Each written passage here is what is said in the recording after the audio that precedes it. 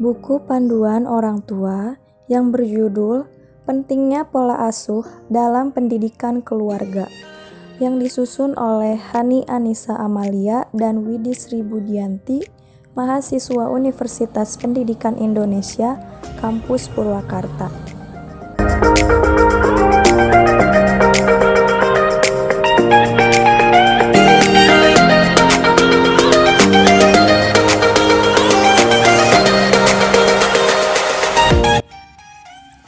Pendidikan keluarga merupakan pendidikan awal yang didapat oleh anak.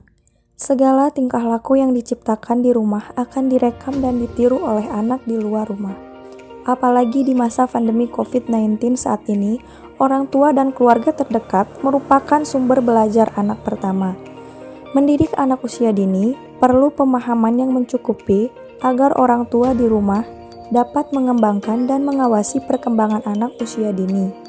Meskipun sekolah dilakukan secara jarak jauh dan online, di mana pembelajaran didampingi langsung oleh orang tua di rumah. Mendidik anak di rumah akan baik dan tercapai jika orang tua memiliki strategi yang tepat agar perkembangan sosial anak dapat berkembang dengan baik. Pola mendidik orang tua juga sangat berperan penting agar pertumbuhan dan perkembangan anak sesuai dengan usianya. Pola mendidik anak di rumah dengan baik akan membantu anak lebih mudah beradaptasi di luar rumah, kehidupan sosial anak di dalam rumah, ataupun di luar rumah. Pengertian anak usia dini. Menurut Undang-Undang Nomor 20 Tahun 2005 tentang Sistem Pendidikan Nasional, yang disebut dengan anak usia dini adalah anak yang berusia 0 sampai 6 tahun. Usia tersebut menjadi momen yang sangat mendesak bagi potensi seorang anak agar dapat berkembang. Anak usia dini disebut sebagai masa kritis, sebab jika di dalam masa ini anak kurang mendapat perhatian dalam hal pendidikan, perawatan, pengasuhan, dan layanan kesehatan, serta kebutuhan gizinya, dikhawatirkan anak tidak dapat tumbuh dan berkembang secara optimal. Menurut Z. Bennett, di dalam Wibowo Agus 2013 nomor 25 menyatakan bahwa usia dini dimulai sejak dalam kandungan atau sebelum dilahirkan sampai dengan usia 6 tahun. Pengertian pendidikan keluarga. Pendidikan keluarga dalam Undang-Undang Nomor 2 Tahun 1949 Bab 4 Pasal 10 Ayat 4. Pendidikan keluarga merupakan bagian dari jalur pendidikan luar sekolah yang diselenggarakan dalam keluarga yang memberikan keyakinan agama, nilai budaya, moral, dan keterampilan. Pendidikan rumah ini dapat diberikan oleh orang tua, kakek, nenek, bibi, paman, kakak, ataupun adik, bahkan yang berada di sekitar rumah. Teori pendidikan keluarga pada anak usia dini. Menurut H. Pestalozzi tahun 1746 sampai 1827, pada tahun 1774, ia memulai dengan mendirikan sekolah pertama yang disebut Nieuwhof di sebuah lahan pertanian miliknya. Di tempat tersebut, ia mengembangkan ide-idenya dalam dunia pendidikan, di mana ide yang paling difokuskan adalah bagaimana mengintegrasikan pendidikan di kehidupan rumah tangga, pendidikan vokasional, dan pendidikan membaca dan menulis. Pestalozzi berpandangan bahwa pendidikan sebaiknya mengikuti sifat-sifat bawaan anak atau child nature. Lingkungan rumah tangga dianggap sebagai pusat kegiatan bagi para ibu dalam mendidik anak. Ibu mempunyai tanggung jawab yang terbesar dalam pendidikan anak. Maka, Pestalozzi menganggap bahwa ibu adalah pahlawan dalam bidang pendidikan. Mengintegrasikan pendidikan di kehidupan rumah tangga, yaitu dengan membuat ayah dan ibu saling bekerja sama dalam mendidik anak di rumah, tidak hanya di sekolah. Pendidikan dalam rumah juga sangat penting dalam perkembangan anak usia dini. Pola asuh anak usia dini di rumah.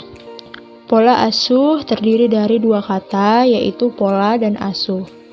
Menurut Kamus Besar Bahasa Indonesia, pola berarti corak, model, sistem, cara kerja, bentuk, struktur yang tetap.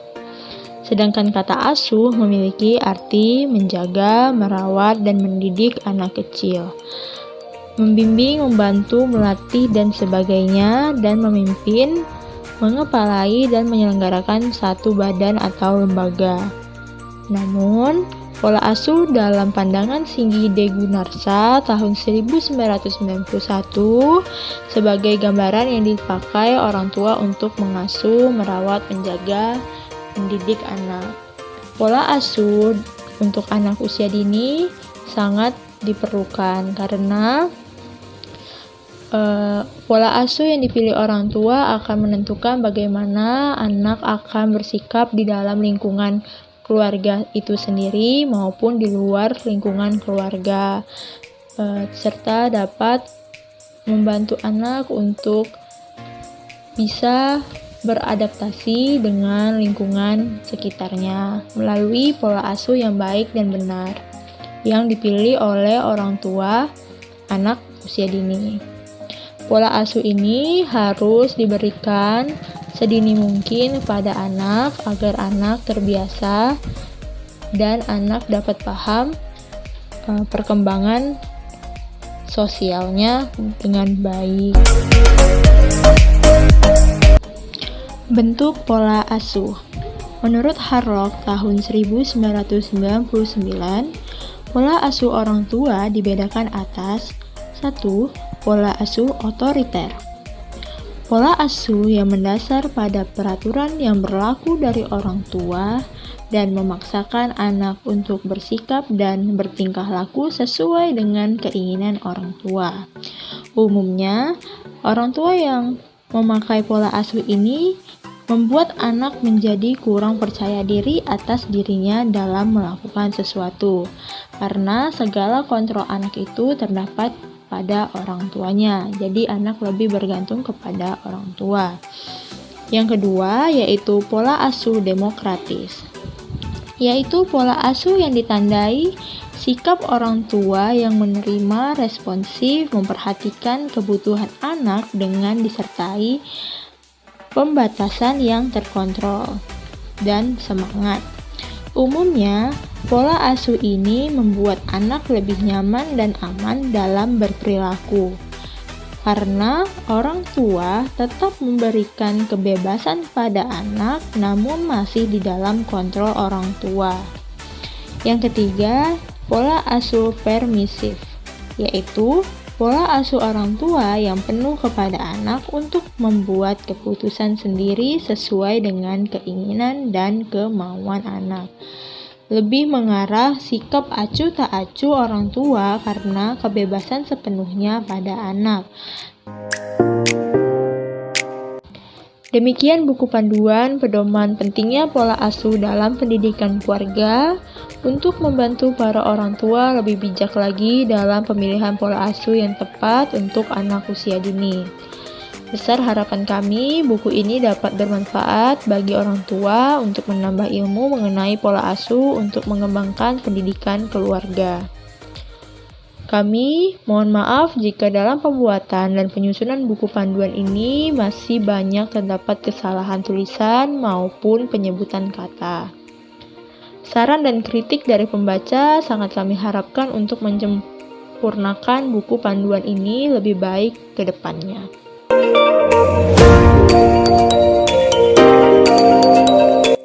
Saya, Widisri Budianti, dengan NIM 1802196, kelas 5B PG PAUD, pamit undur diri. Mohon maaf jika ada kesalahan dalam hal berbicara ataupun tulisan. Saya, Hani Anissa Amalia, dengan NIM 1807451, undur diri. Terima kasih.